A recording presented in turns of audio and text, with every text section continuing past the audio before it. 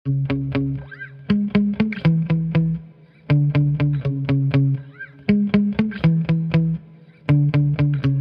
बहुत मस्त लग रहा है यार। अभी ये बर्फ में ढका हुआ पूरा पार्क है और जो सनलाइट गिर रही है ना इसके ऊपर, बहुत सही।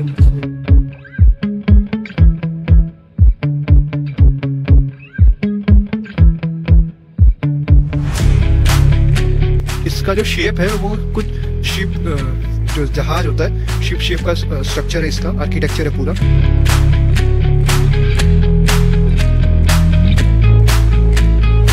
बट रास्ते में एक अजीब दुकान मिल गई है, टट्टी मिल गई है, ये देखो। अब मैं पहुंच चुका हूँ सेंट्रल मॉस्क के पास।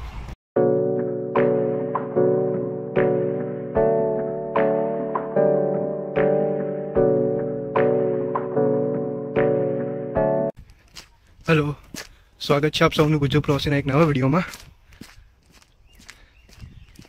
अभी ये पता नहीं मैं पुरानी वाली वीडियो मतलब लास्ट वाली वीडियो में इसको मर्ज करूँगा या फिर इसको सेपरेट वीडियो में डालूँगा, बट देखते हैं कैसे होता है। सो अभी मैं हॉस्टल से निकल चुका हूँ। थोड़ी ठंडी है बट अब देख रहे हो कि धूप भी अच्छी खासी निकली हुई है। आई डोंट नो वेदर सही से दिख रहा है कि नहीं। तो अभी हम लोग निकल चुके हैं लोकल अलमाटी सिटी की अट्रैक्शंस विज़िट करने के लिए, टूरिस्ट अट्रैक्शन विज़िट करने के लिए। सो सबसे पहले मैं जा रहा हूँ यहाँ पर पास में तो नहीं है, 2 किलोमीटर दूर है एक चर्च है, तो वहाँ पर जाते हैं। एक सॉर्ट ऑफ रूट बनाया है मैंने जो मुझे आज के दिन में कवर करना है। सो देखते हैं कि कैसे प्रोग्रेस होता है, सारी चीज़ें कवर कर पाते हैं कि नहीं, बिकॉज सेम चीज़ अस्ताना में ट्राई की थी बट वो वर्कआउट नहीं हुई बिकॉज ऑफ वेदर। सो यहाँ पर फ़िलहाल वेदर तो ठीक है, तो उस हिसाब से तो कुछ इशू होना नहीं चाहिए। तो बस जा रहा हूँ अभी यहाँ पर।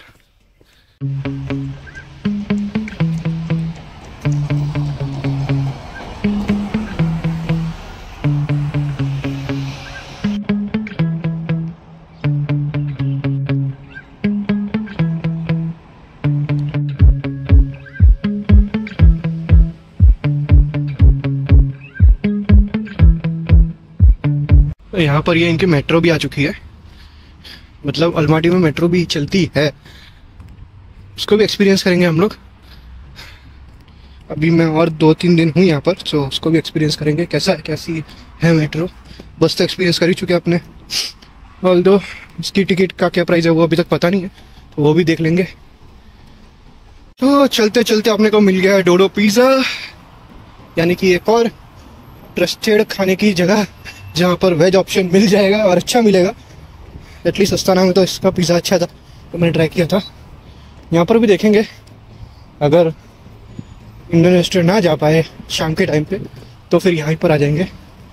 और इसके ही बगल में एक करेंसी एक्सचेंज की शॉप है जिसमें आज का रेट भी कुछ 499 चल रहा है।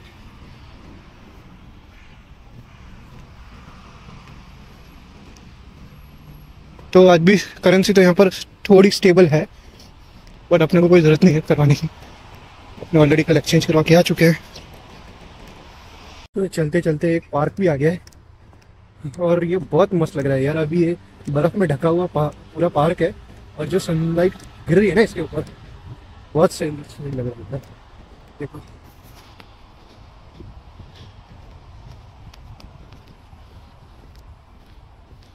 अच्छा खासा पार्क है, एक्सरसाइज की मशीन्स रखी हुई हैं, फुटबॉल या बास्केटबॉल कोर्ट है क्या है पता नहीं, अच्छा खासा कोर्ट बना के रखा है। बस यहाँ से निकलते ही, मतलब इस पार्क से निकलते ही वो चर्च आ जाएगा।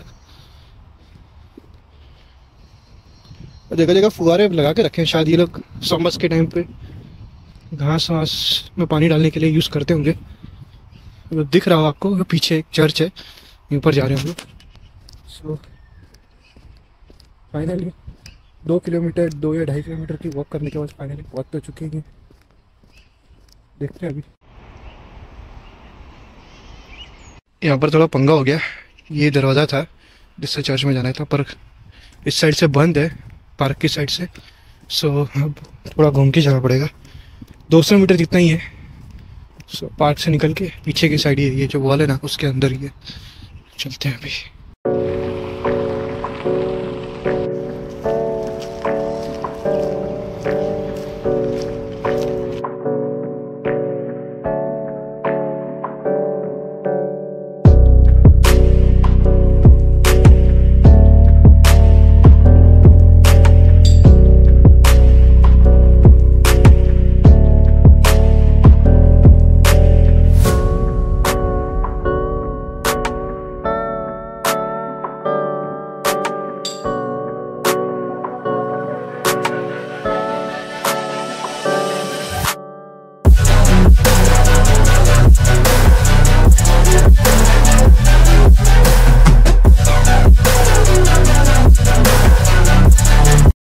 तो भाई अभी मैं आ चुका हूँ यहाँ पर सेंट निकोलस कैथेड्रल में, या फिर चर्च में, मुझे पता नहीं किस तरीके से प्रोनाउंस करते हैं, बट ये मुझे काफ़ी यूनिक चर्च लगा।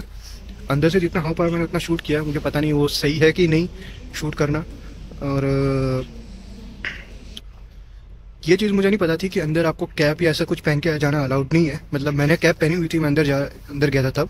तो एक बंदे ने बोला कि भाई कैप निकाल दे तू। तो वो एक चीज़ थी कि अगर आप चर्च में जाते हो तो आपको कैप निकाल के जाना पड़ेगा। और अगर इस चर्च की बात करें तो ये बनना स्टार्ट हुआ था 1902 में, 1902 में, और 1908 में जाके ये कंप्लीट हुआ था। इसका जो शेप है वो कुछ शिप, जो जहाज होता है, शिप शेप का स्ट्रक्चर है इसका, आर्किटेक्चर है पूरा। सो जहाज के शेप का स्ट्रक्चर है। सो बिकॉज इसमें ये जो ऊपर मैं आपको दिखाता हूँ अभी, जो 7 टोम है, जो गुम्बद है वो बनाया हुआ है, उसके वजह से इसको शिप शेप का स्ट्रक्चर आर्किटेक्चर बोला जाता है। मतलब शिप शेप का आर्किटेक्चर कहा जाता है इसको। तो मैं दिखाता हूँ आपको।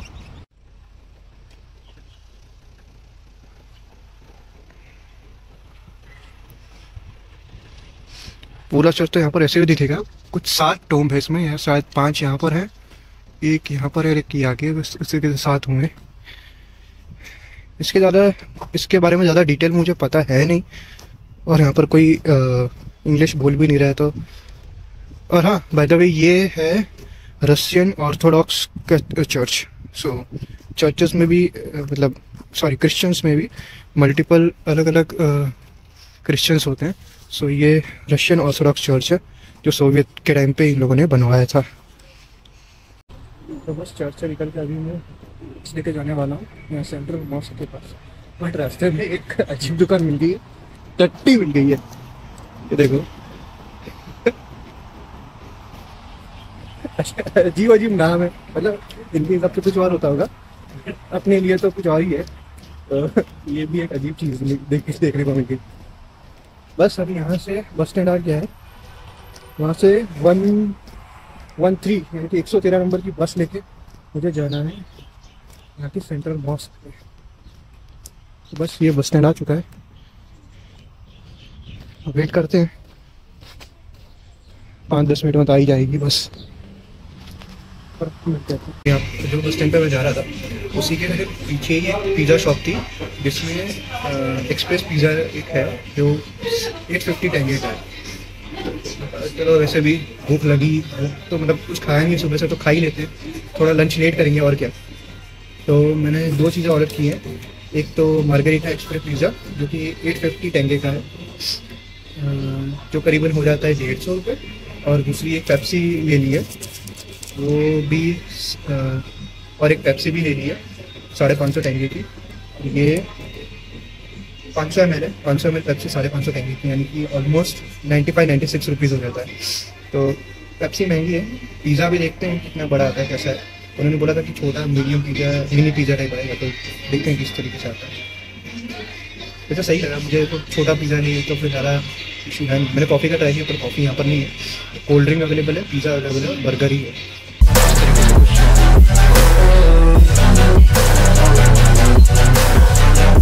तो ये 150 रुपये का।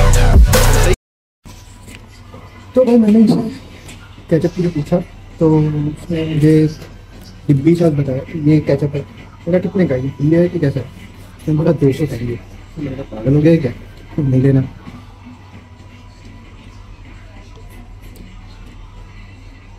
बढ़िया पिज्जा तो बढ़िया।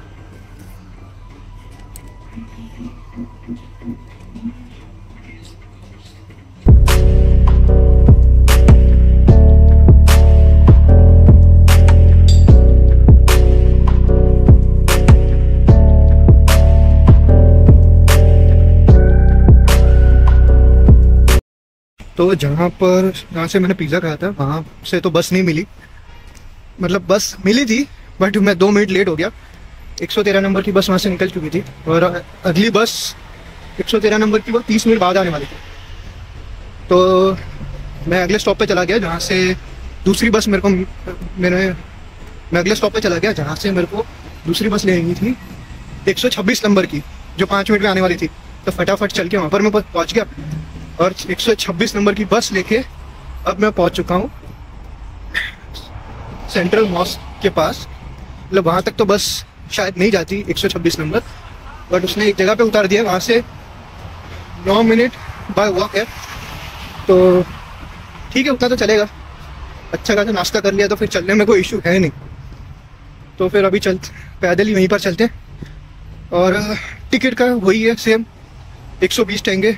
आप चाहे 2 स्टेशन 2 स्टॉप, टिकट का वही है 120 टेंगे। भले आप फिर 2 स्टॉप जाओ या फिर 20, उसका कोई फ़र्क नहीं पड़ता, सेम रेट है सबका। फटाफट अभी पहुँचते हैं वहाँ पर। यहाँ पर ये पेडेस्ट्रियन की चीज़ अच्छी है कि पेडेस्ट्रियन के लिए सिग्नल्स हैं और यहाँ के लोग भी